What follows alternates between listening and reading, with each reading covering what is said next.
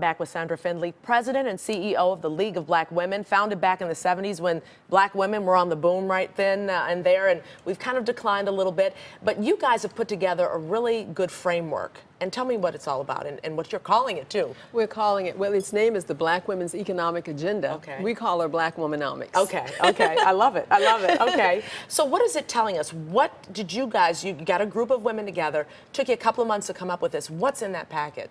Well, we put a team of women together, what we call the task force, women who volunteered and all up and down our demographics to be part of that. As a matter of fact, one of our members is here today, C. Cole Dillon. Okay. And she's been on the show. And the important thing about the gathering was to craft from these women who had seen it and done it and were experiencing it, a set of instructions to our government on how to meet us in the field of economic endeavor. See, we've been told, pull yourself up by your bootstraps and you'll be fine. But you need the bootstraps to pull yourself up by, don't you? And nobody else has to make it on bootstrap pulling up. Everybody, all the other communities have investment that match their investment. Gotcha. You do what you do, and then the government brings what it must bring as a result of your investment of your tax dollars. Gotcha. And so what we're doing here is instructing the government on what to do with our tax dollars to meet us. What you need.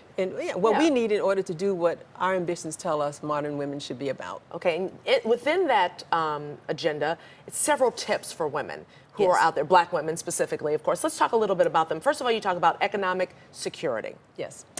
Economic security, it takes you into a look at the job loss. And it simply says that black women have the least benefit for the work that they do in the career market. We don't get paid what we should, and then when we get paid, we're only getting, what, 68 cents on the white man's dollar. How does that compare to the white woman or the Latino woman? The white woman is getting slightly more. I think she's getting 70-something cents and whatever. The point is, none of us are getting the full dollar, which means that after about 3 o'clock in the afternoon, you're essentially volunteering on your job. Quite interesting. Quite interesting that you're saying that. How do we change that, though?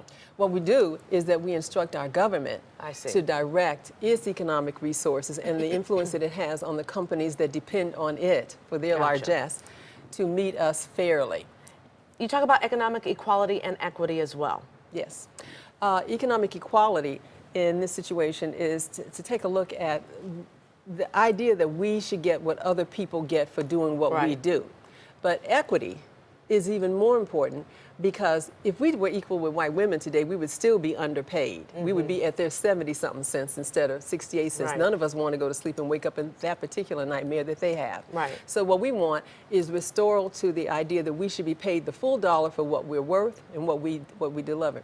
Now, equity is more important because it means that if they simply gave us all the same amount across the board, we would still be at a lesser tier. So we need for them to invest more in order to bring us equal, and that equality has to be with the highest earners in our nation. Economic access, parity in all sectors. Yep, economic access. Just take a growing industry like STEM.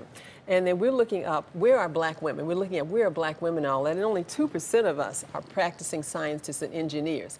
Now here's what that means. We are sending our kids to school in STEM disciplines, and then they are graduating, and they are the us, and they can't get jobs as engineers. I was at Walmart some years ago, and the young woman who took me on my tour was attached to the HR department. And I said, well, this is great. You know, you love HR. And she says, actually, I'm an engineer. I said, well, why are you in HR? Sometimes we do graduate with disciplines and we find out we don't want to do them and change. She said, no, I couldn't get a job as an engineer.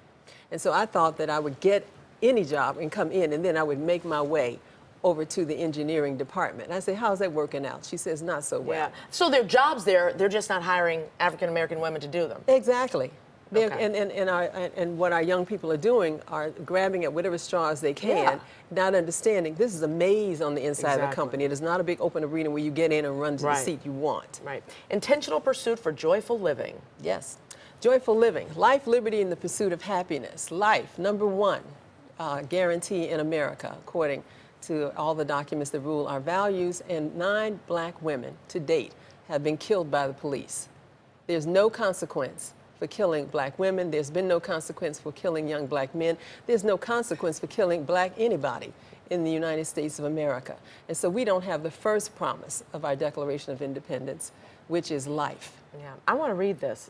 Leave me a Yeah. copy. This is phenomenal. Thank you very much, Sandra, for coming. So much to learn. That's just only a part of that agenda, so get a And we hold want of to it. ask Black women to join the League of Black Women. Go to our website and become part of this campaign to take this work to the legislature, to the highest levels. All right, and there's the website right there at the bottom of your screen. Yeah. Thank you so much. For more information, like she said, on Black Womanomics and the League of Black Women, visit leagueofblackwomen.org.